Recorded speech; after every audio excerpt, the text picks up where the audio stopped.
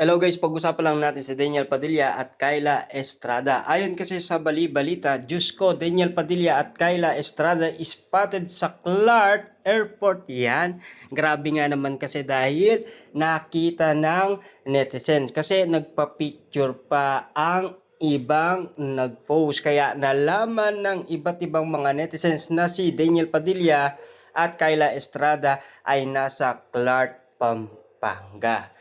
Kaya nga naman kasi, kitang-kita nyo naman talaga, no? Talagang hindi nila tinatago umano sa publiko. Kaya nga naman kasi, ang daming kinikilig umano kina Daniel Padilla at Kyla Estrada sa ngayon. Alam nyo naman siguro, no? Talagang nagtataka ang karamihan. Bakit si Catherine Bernardo at Mayor Mart Alcala ay hindi lumalabas na sa publiko para at least maintindihan ng tao na talagang sila ay merong relasyon. Kaso nga lang kasi patago-tago at ayaw nilang ipaalam sa publiko. Ang gusto nila private lang talaga sila at lalong-lalo na gusto nila meron silang privacy sa kanilang relationship. Siyempre, depende yan sa magjowa. Ayaw nilang ipaalam, lalong-lalo na ayaw i-flex umano.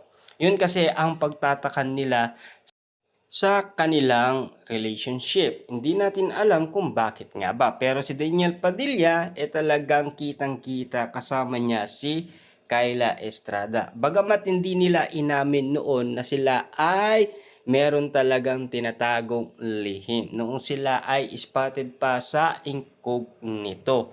Baka pinatapos lang ang kanilang teleserye para nga naman kasi hindi magkagulo ang sitwasyon. At least ngayon alam na natin na talagang si Daniel Padilla ay meron talagang feeling na nararamdaman umano kay Kyla Estrada. Kasi noon pa man ay bistado na yan, noon pa man ay naniwala na tayo doon sa titig ni Catherine Bernardo at titig ni Kyla Estrada na sinasabi ng mga netizens na mukhang nagsiselo si Catherine Bernardo kahit na iwalay na silang dalawa ni Daniel Padilla. Siyempre, nalilink umano si Kyla Estrada kay Daniel Padilla, kaya nga naman kasi ganun daw ang sitwasyon, 'di ba? Hindi akalain ng lahat ng tao kahit iwalay na sila, pinagseselosan pa rin ni Catherine Bernardo ang mga nalilink umano kay Daniel Padilla. Siyempre, napakagwapo ni Daniel Padilla at lalong-lalo na simple lang, pero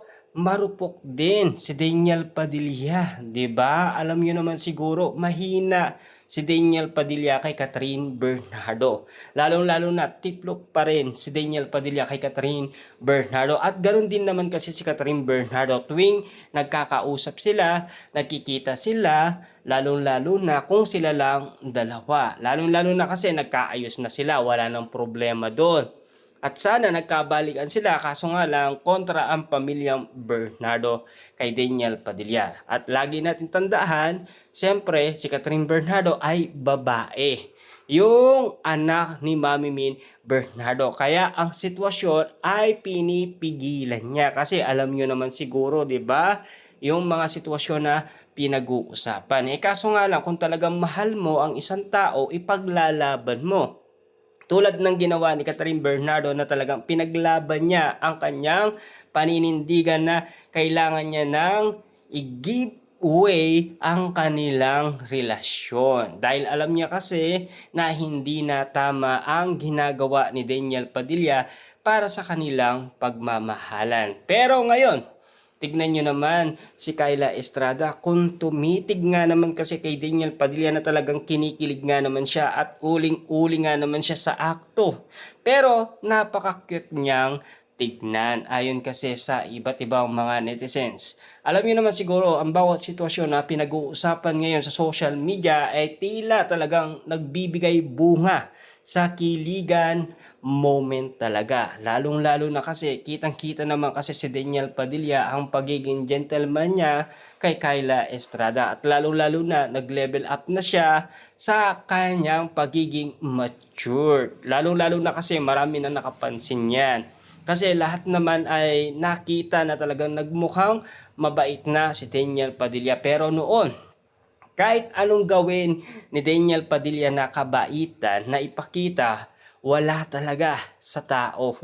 Kasi sinasabi nila, nililinis daw ni Daniel Padilla ang kanyang pangalan. 'Di ba? Grabe nga naman kasi.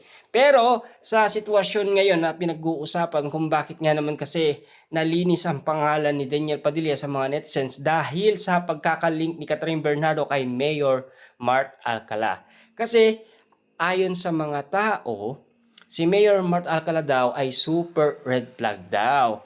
Bakit pa daw iniwalay niya ang isang red flag din na tulad ni Daniel Padilla na uuwi din sa isang red flag? Parang wala daw nangyari. Parang iba pa yung epekto nito sa mga tao. Kaya nga naman kasi mas nagustuhan ng maraming tao si Daniel Padilla kaysa kay Catherine Bernardo. Kita nyo naman, no? Nung nalink si Catherine Bernardo kay Mayor Mart Alcala, dumami ng dumami ang bumabatikos kay Catherine Bernardo. Pero nung nalink si Catherine Bernardo kay Alden Richard, mas napabuti pa sa mga netizens na talagang si Catherine Bernardo ay nalink kay Alden Richard. Kasi kilalang kilala ng mga netizens si Alden Richard na sobra cool, magmahal at napaka-gentleman pa. Kasi kinumpara ang bawat galawan Daniel Padilla at kinumpara ang galawan Alden Richard. Na alam niyo naman siguro, si Daniel Padilla kasi noon, hindi pa naman gaano nag-mature, 'di ba? Kasi si Daniel Padilla nga naman kasi bata pa lang yan, minahal niya na si Catherine Bernardo. Pero bata pa rin noon si Catherine Bernardo. Pero at least nagmahalan sila, nasubukan nila. At least ngayon, baka naman siguro ma-realize nila kung ano yung pagkakamali nila sa isa't isa. Hindi lang natin alam kung ganon ang magiging sitwasyon. Pero ang pagkakalam natin, meron silang collaboration project na sana matuloy. Sana yung after forever na yun na inihintay natin na sinasabi ng balita sa atin. Na sana nga maging katotohanan man. Pero kung hindi, wala tayong magagawa dyan. Lalong-lalo na yung Elena 1944 ni Catherine Bernardo, nagkakaproblema din.